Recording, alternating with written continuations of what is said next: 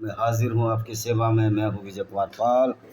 मैं हूँ एक लेखक। ये है मेरी किताब lost paradise Kashmir. Rudra publication Bilaspur पर है। आप इसको अमेजॉन फ्लिपकार्ट पर भी देख सकते हैं, आपको मिल जाएगी। ये दूसरी किताब है विनमस फैंक्स ऑफ कोबरा। आप इसको देख लीजिए। ये मेरा नाम है, इसमें आप देख सकते हैं। ये किताब भी आपको मिल जाएगी। इसी तरह मेरी बहुत सारी किताबें हैं, आप देखते रहिए। सब अमेज़ॉन और फ्लिपकार्ट पर उपलब्ध हैं। मेरा नाम लिखा हुआ है हर जगह किताब में। इसी तरह मेरी एक किताब देख लीजिए, नई किताब है, बहुत ही नई छपी हुई है, आप भी इसको देख सकते हैं। इस तरह मेरी 10-12 किताबें हैं और एक किताब अभी बाज़ार में आने वाली है। देखिए, इनको खरीदिए।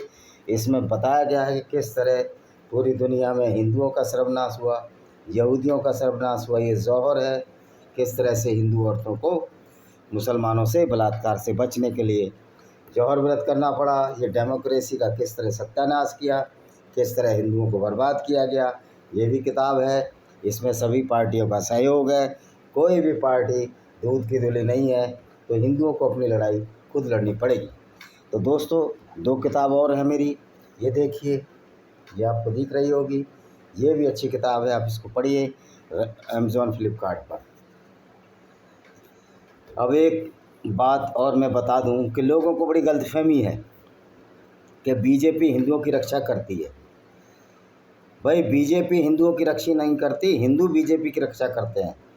अगर हिंदू उसको वोट ना दें तो बीजेपी का सिराजा बिखर जाएगा। और जो मोदी जी का क्या सबका साथ सबका विकास, इस्लाम कभी भी हिंदू का साथ नहीं देगा, मुसलमान कभी भी हिंदू का साथ नहीं देगा, मुसलमान कभी भी यहूदी का साथ नहीं देगा, मुसलमान कभी भी ईसाई का साथ नहीं देगा। ये कट्टू सत्य है। वो कभी साथ देने वाले नहीं हैं, क्योंकि उनके अंदर जो इस्लाम का जो वायरस घुसेड़ दिया गया है, जो कि बुद्धि को विनाश कर देता है, इस्लाम का वायरस, उसकी वजह से वो आपका साथ नहीं देंगे। तो दोस्तों, आज उसी इस्लाम के वायरस की एक आयत, जो कि चैप्टर 2 सूरा अल बकरा, बकरा मीन्स अरबी में गाय होता है, कोई इस बकरी से ना समझ लेना। ये बकरे तो यहाँ मजबूरी में ईद पर काटते हैं, वहाँ तो ये बीफ ही काटते हैं, क्योंकि इस्लाम एक डिक्टेटरशिप है। इस्लाम एक गुंडागर्दी का नाम है। इस्लाम एक इंसानियत के खिलाफ पैगाम है, जो कि मोहम्मद ने अपने फ़ायदे के लिए चलाया था। तो इसको पहले मैं इंग्लिश में पढ़ा देता हूँ। कुरान चैप्टर 2 वर्स नंबर 221 सूरा अल बकरा क्या कहती है? Do not marry polytheistic women until they believe. किसी भी बहुदेववादी गैर मुस्लिम औरत से विवाह न करो जब तक वो मुसलमान न बन जाए। For a believing slave women is better than a free polytheist. क्योंकि एक गुलाम मुसलमान लड़की एक फ्री पॉलिथिस्ट यानी कि एक बहुदेववादी मुशरिक या गैर मुस्लिम से अच्छी है। यानी कि इस्लाम में गैर मुस्लिम औरत की इज्जत एक गुलाम लड़की से भी, एक वेश्या से भी गई बीती है। यही मैं पॉइंट में डालूंगा। इवन दो सी मेरी लुक प्लीजेंट यू, यद्यपि वो देखने में सुंदर हो, अच्छी हो। And do not marry to polytheistic man, और किसी भी पॉलिथिस्टिक मैन से, बहुदेववादी या गैर मुस्लिम से शादी न करो, भले ही वो देखने में बहुत सुंदर हो, क्योंकि वो तुमको नरक की आग की तरफ धकेलता है और अल्लाह तुमको पैराडाइज की तरफ, यानी कि अच्छे आसमान, अच्छे पैराडाइज मतलब स्वर्ग की ओर धकेलता है। और फॉरगिवनेस, वो तुम्हें माफ़ कर देता है निश्चित तौर पर। और उसकी जो रेवलेशन है बड़ी क्लियर है, यानी कि वो सब कुछ बात सही कहता है, जबकि वास्तव में वो मूर्खतापूर्ण बात करता है। अल्लाह लोगों को गुमराह करता है, अल्लाह मुसलमानों को गुमराह करता है, क्योंकि अल्लाह नाम की कोई चीज़ नहीं है। अल्लाह नफ़रत फैलाने में महारती है, फिर अल्लाह की इज्जत गैर मुस्लिम क्यों करें? ये उनको कत्ल भी कराता है। तो ये अल्लाह ना तो दिमागदार है। अगर दिमागदार होता तो अल्लाह को तो ये पता होना चाहिए था कि पृथ्वी घूम रही है, लेकिन अल्लाह कहता है कुरान का कि पृथ्वी साकिन है, स्थिर है। तो अल्लाह मूर्खता से भरा हुआ अज्ञानी है। सही बात तो है कि अल्लाह मोहम्मद का बनाया हुआ है। मोहम्मद सल्लल्लाहु अलैहि वसल्लम पता नहीं क्या क्या कहते हैं। देखिए, अब इसका हिंदी में अनुवाद कर देता हूँ। और मुशरिक स्त्रियों से विवाह न करो जब तक वे ईमान न लाएं, एक ईमान वाली बांदी दासी मुशरिक स्त्री से कहीं उत्तम है, चाहे वह तुम्हें कितनी ही अच्छी क्यों न लगे। और वे ईमान वाली स्त्रियों के मुशरिक पुरुषों से विवाह न करो जब तक वे ईमान न लाएं, यानी कि मुसलमान न बन जाएं। एक ईमान वाला गुलाम आज़ाद मुशरिक से कहीं बेहतर है। मुशरिक मतलब हिंदू, इनडायरेक्ट में जो मूर्ति पूजा करते हैं, जो बहुत सारे देवताओं को मानते हैं, इसमें ईसाई भी आते हैं, यहूदी भी आते हैं, जो कि इस्लाम को अपना दीन नहीं मानते। तो तुम्हें कितना ही अच्छा क्यों ना लगे, ऐसे लोग जहन्नुम की आग में और बुलाते हैं अल्लाह अपने और से। तो ऐसे लोग अगर उनसे विवाह करोगे तो जहन्नुम की आग में।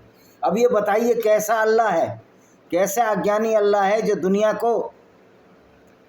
दुनिया को सिर्फ मुसलमानों का ही अल्लाह है। ये मुसलमानों का अल्लाह है और ये अल्लाह किस तरह से नफ़रत फैलाता है, किस तरह से मुसलमानों के हाथ गुंडागर्दी कराता है, गैर मुस्लिमों को कत्ल कराता है। ये कैसा अल्लाह है, ये दुनिया को बनाने वाला अल्लाह, जिसको यही नहीं पता दुनिया कैसे बनी।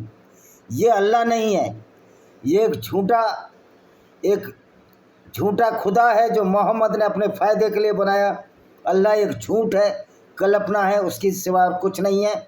क्योंकि ये जहन्नुम का ईंधन, मुसलमान जो कि बलात्कार करे, गैर मुस्लिमों को लूटे, उनकी औरतों को बेइज्जत करे, मोहम्मद जैसा प्रॉफिट जो कि बनु कुरैज़ा यहूदी औरतों को बेचने वाला, उनको नजद के बाज़ारों में बेचने वाला और उनके बदले घोड़े हथियार खरीदने वाला जो हो प्रॉफिट, उसको ये जन्नत की सैर कराता है, स्वर्ग की सैर कराता है, और अच्छे भले आदमी को ये नरक की आग में जलाता है। तो इस अल्लाह के कुछ भी बस की नहीं है। अल्लाह न बनाने वाला है दुनिया, न बिगाड़ने वाला है। ये एक सिर्फ कल्पना थी जो मोहम्मद ने अपने फ़ायदे के लिए, अपने जीवन में अपनी स्वार्थ पूर्ति के लिए इस तरह की आयतें गढ़ दी जो हमेशा मोहम्मद के फ़ायदे के लिए होती थी। अब ये देखिए,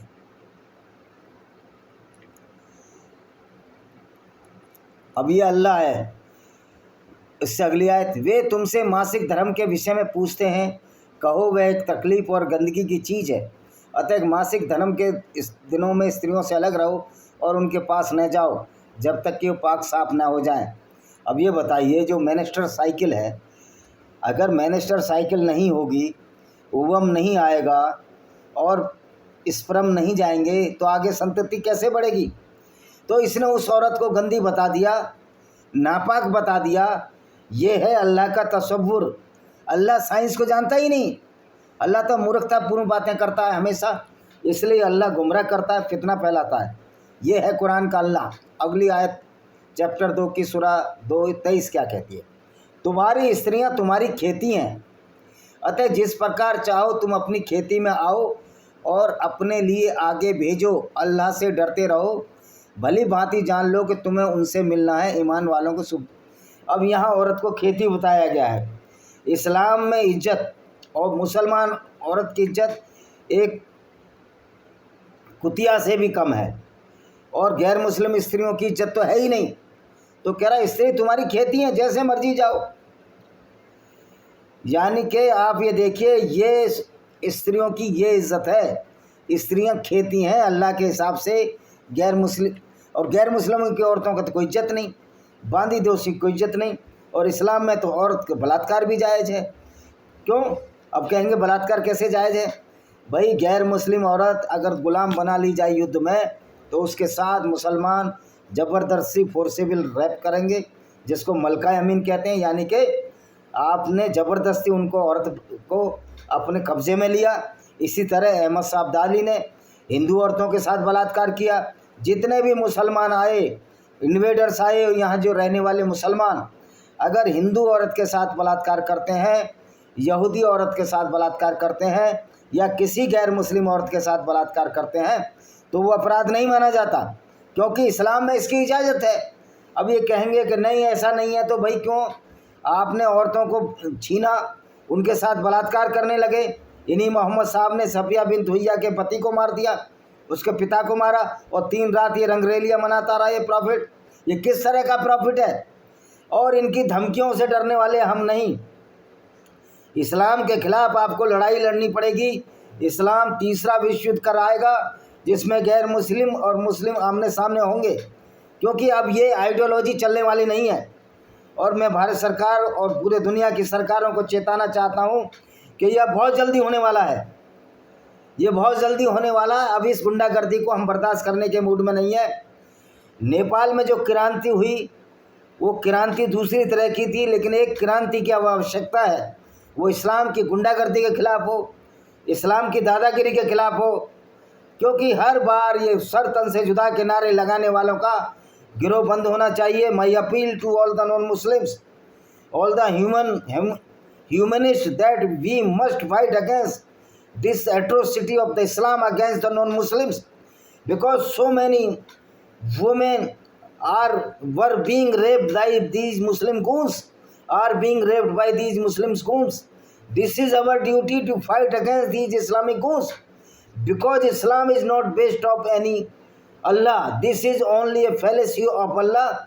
This is totally based on the so-called Prophet Muhammad sallallahu alaihi wasallam.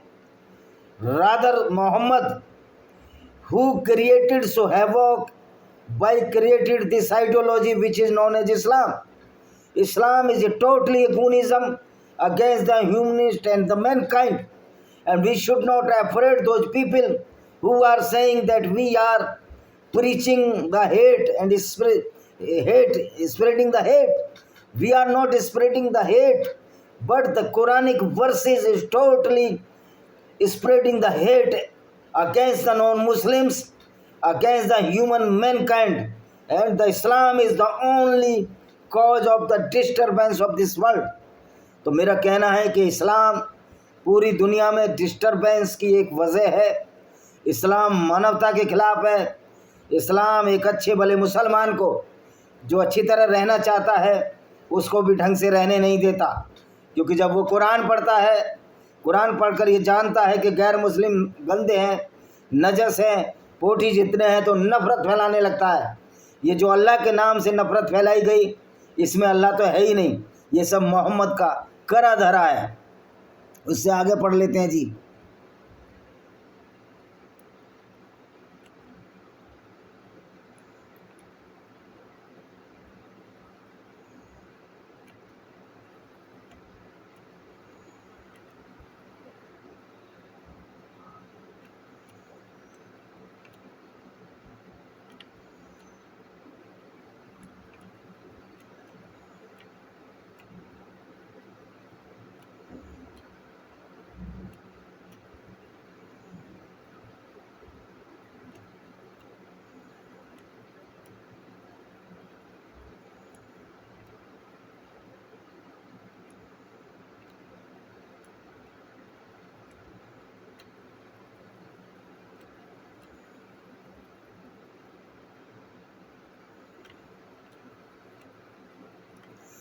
बताता हूँ क्या है।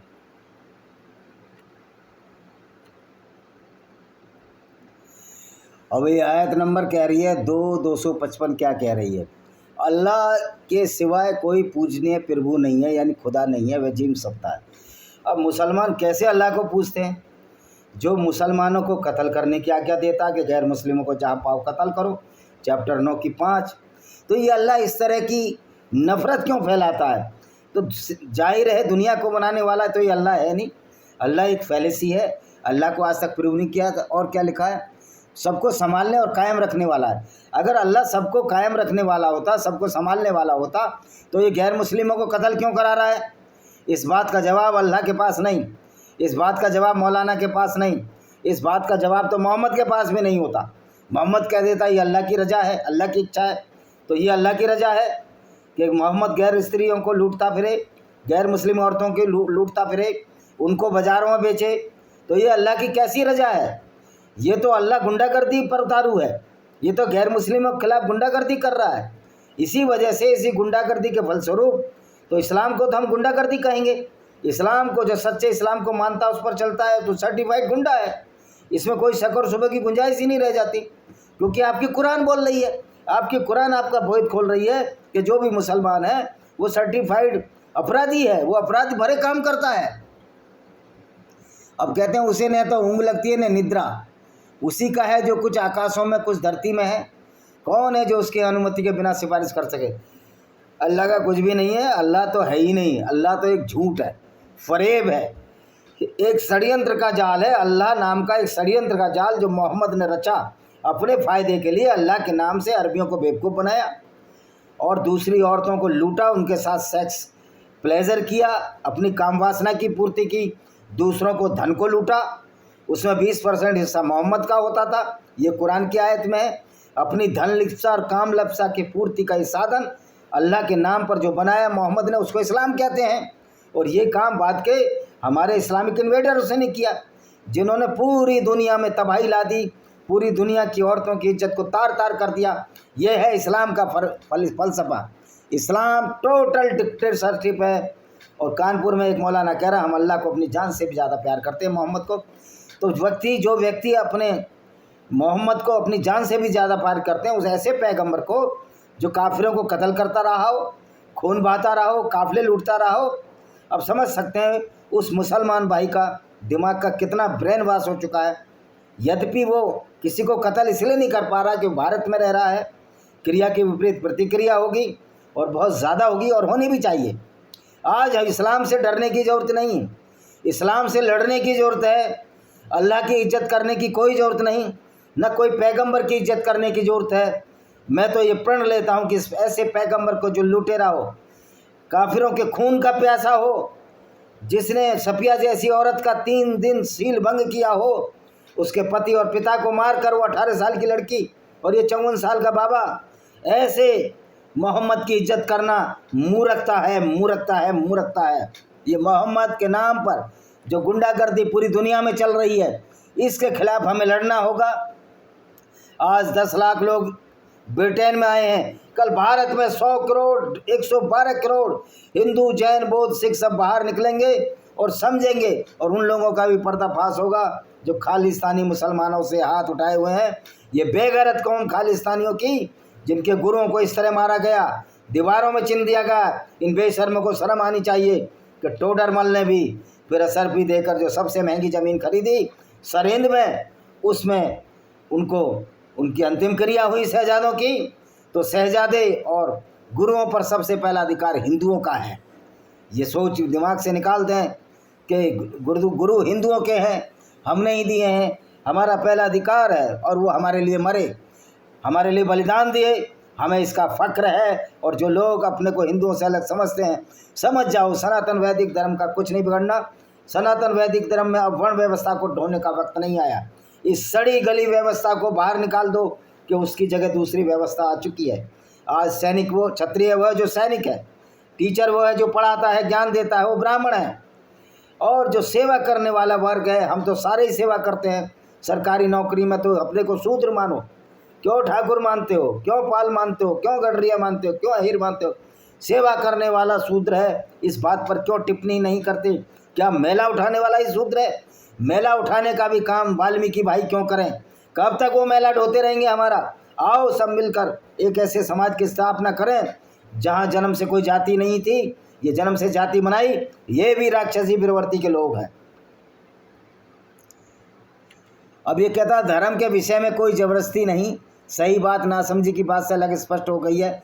अब तो कोई बड़े हुए सर्कस को ठुकरा दे, अल्लाह पर ईमान लाए।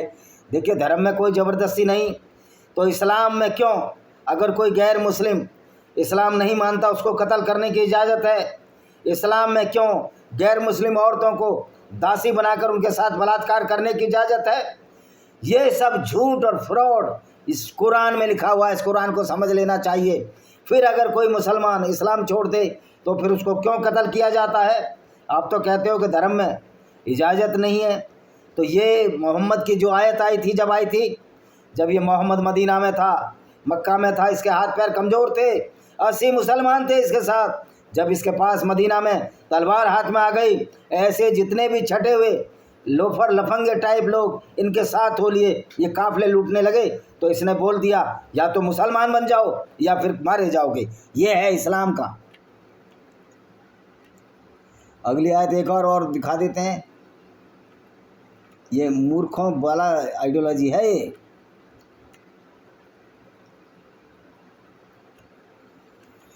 हे ईमान वालों, अपनी कमाई को पाक और अच्छी चीज़ों में खर्च करो, अन्य चीज़ों में जो हमने धरती से तुम्हारे लिए निकाली हैं और देने के लिए उसके खराब हिस्से हैं, देने का इरादा न कर कमाई में से खर्च करो। तो मोहम्मद की कमाई क्या थी? इस्लाम की कमाई क्या है? मोहम्मद की कमाई सिर्फ लूट थी, लूट। कभी अबू सुफियान के काफ़िले को लूटने की कोशिश करते थे, कभी किसी और दूसरे काफ़िले को लूटने की कोशिश की। एक बार जब इनको लूट का नाम माल नहीं मिला तो मछली को खाया इन्होंने। समुद्र के किनारे आगे उस मछली को खाते रहे। घात लगाकर लूट करते थे, घात लगाकर औरतों को लूटते थे, उनसे फसलें ले लेते थे, आधी हिस्सा ले लेते थे। बनु कनकैया से आधा हिस्सा लिया इन्होंने, और फसल भी ले लेते थे, औरतें ले लेते थे, उसके बदले फिरौती ले लेते थे। ये थी इनकी नेक कमाई मोहम्मद और मोहम्मद के साथियों की। तो इस्लाम में तो नेक कमाई है ही नहीं। इस्लाम में सारी गुंडागर्दी हराम नहीं, हलाल है, सर्टिफाइड है, अच्छी बातें सब मना है। ये है इस्लाम का सच्चा रूप। शैतान तुम्हें निर्दयता से डराता और निर्लजता के वादे करता है, जबकि अल्लाह अपनी क्षमा उदार कृपा से तुम्हें वचन देता। अल्लाह बड़ी समाई। हाँ, अल्लाह तो समझदार है ही मुसलमानों के लिए। अल्लाह ने तो खुली छूट दी है मुसलमानों को लूटने की कि जाओ गैर मुस्लिमों को लूटो, जाओ उनको कत्ल करो, उनसे गुंडा टैक्स वसूलो, जिसको कि हम जजिया के नाम से जानते हैं, जो अकबर ने भी लगाया था। अकबर भी मुसलमान था। कोई भी मुसलमान किसी भी गैर मुस्लिम के लिए अच्छा नहीं हो सकता। ये सच्ची और पक्की बात है, क्योंकि वो कुरान को मानेगा और कोई मुसलमान हिंदुओं के साथ भाईचारा नहीं कर सकता, क्योंकि इस्लाम में इसकी मनाही है। तो क्या ये जो सेकुलर लीडर है ये अल्लाह से भी बड़े हो गए हैं? तो आपने देखा ये किस तरह से इस्लाम का अल्लाह नफ़रत फैलाता है, और इस्लाम का अल्लाह किस तरह से गैर मुस्लिमों को ही कत्ल नहीं करता। इस्लाम का अल्लाह तो जानवरों की कुर्बानी और खून से भी खुश होता है। ये है अल्लाह इस्लाम का। आपने देखा किस तरह से गैर मुस्लिम औरत से विवाह ना करो, चाहे वो कितनी भी सुंदर हो। उससे अच्छी मुसलमान औरत है, अगर वो दासी है, गुलाम बना ली तुमने। क्योंकि जो गैर मुस्लिम है वो गंदे हैं, नजस हैं, पोटी जितने गंदे हैं, वो जहन्नुम की आग में जलेंगे। तो ये अल्लाह तो नफ़रत फैलाने का महारथी है। फिर अल्लाह की इज्जत जो भी अल्लाह की इज्जत करता है गैर मुस्लिम, वो मूर्ख है। जो मोहम्मद की इज्जत करता है वो मूर्ख है। उसको अपने अच्छे और बुरे का पता नहीं है, उसका ब्रेन वॉश हो चुका है। अब ऐसे लोगों को क्या कहिए, ऐसे हिंदू, ईसाई और यहूदियों को जो सेकुलरिज्म के नाम पर लोगों को आगे बढ़ाने की कोशिश करते हैं। मैं उनसे पूछता हूँ, पहले आप इस्लाम में रिफॉर्म लाइए। इस्लाम में तुम्हारे माँ बाप, तुम्हारी औकात नहीं कि तुम उसमें रिफॉर्म ला सको। मौलानाओं की औकात नहीं और रिफॉर्म ला सको, तो फिर तुम कौन होते हो गैर मुस्लिम लीडर? हाँ, औकात है सारे गैर मुस्लिमों की। डर से, भय से वो कुरान को बदलवा सकते हैं, इस्लाम को बदलवा सकते हैं, लेकिन उसके लिए सशस्त्र संघर्ष की ज़रूरत है। क्योंकि ये तो कुरान की आयतें पढ़कर हमको कत्ल किए जाएंगे और हम उसका जवाब नहीं देते। अगर ढंग से जवाब दिया होता मोहम्मद के ज़माने से अब तक, तो इस्लाम ख़त्म हो गया होता। ये विचारधारा चल नहीं सकती कि गैर मुस्लिम औरतों को लूटकर उनके साथ आप बलात्कार करेंगे, उनकी औरतों को बेइज्जत करेंगे, उनको नरक की आग में भेजेंगे, जो है नहीं। तो ये झूठ और फरेब का जो जाल मोहम्मद ने अल्लाह के नाम पर रचाया, ये अब चलने वाला नहीं है। आओ इसके साथ, इसके खिलाफ एक संघर्ष करें, तर्क से, तार्किक रूप से करें। अगर कोई फिर इस्लामिक आतंकवादी आता है तो फिर हथियारों से उसका मुकाबला करें। अब हम इस आतंकवाद को चलने नहीं देंगे, ये हमको प्रण लगना है।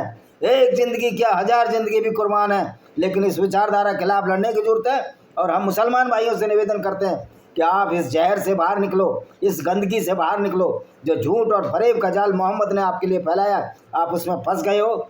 और मोहम्मद के बारे में कहते हो कि नबी की सुन्नत पर चलना चाहिए। अकरम मुकर्रम जो कि हापुड़ ज़िले के एक पठान हैं, मैंने उनसे सवाल पूछा, नबी की सुन्नत तो काफ़िले लूटने की है, नबी की सुन्नत तो औरतों के साथ बलात्कार करने और करवाने की है, उनको बाज़ारों में बेचने की है, क्या इस सुन्नत पर तुम चलना चाहते हो? उसके बाद बेचारा आजकल फेसबुक पर आ ही नहीं रहा। ये है सच्चाई इस्लाम की। इसी के साथ मैं इस वीडियो को विराम देता हूँ। वंदे मातरम, जय हिंद। इस किताब को जरूर खरीदिए, लेमेंट ऑफ सिंजार, ये शाश्वत पब्लिकेशन पर है। इसमें किस तरह यजीदी औरतों को कुरान की आयतें पढ़कर अबू बकर अल बगदादी ने उनका बलात्कार किया था। क्योंकि ये मोहम्मद की सुन्नत है, जो मोहम्मद ने किया वो अबू बकर अल बगदादी करेगा, वही तालिबान करेंगे, वही सच्चा मुसलमान करेगा। वंदे मातरम, जय हिंद। आपका दिन शुभ हो।